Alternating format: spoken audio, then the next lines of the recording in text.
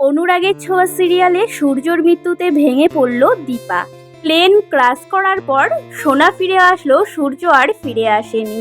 সেই চিন্তাতে দীপা অনেকটাই ভেঙে পড়েছিল। তারপরে একটি খোঁজে জানা যায় যে সে একটি গ্রামে গিয়ে উঠেছে।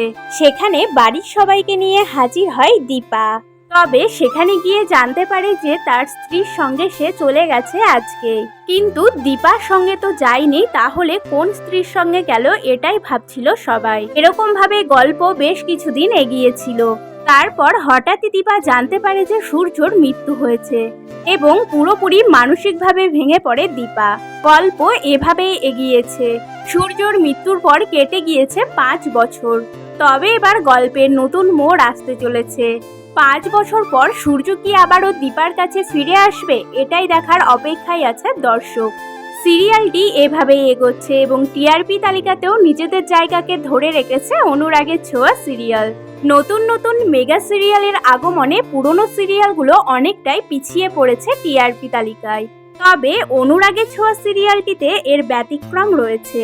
প্রায় 3 বছর ধরে সিরিয়ালটি দর্শকদের পছন্দের তালিকাতে জায়গা করে নিয়েছে। তো ভিউয়ার্স, অনুরাগের ছোঁয়া সিরিয়ালটি আপনাদের পছন্দের তালিকায় কত নম্বরে রয়েছে অবশ্যই জানাবেন। ভিডিওটি ভালো লাগলে একটা লাইক করে পাশে থাকা বেল আইকনটা প্রেস করে দেবেন, যাতে ভিডিওর নোটিফিকেশন সবার আগে আপনার কাছে পৌঁছে যায়।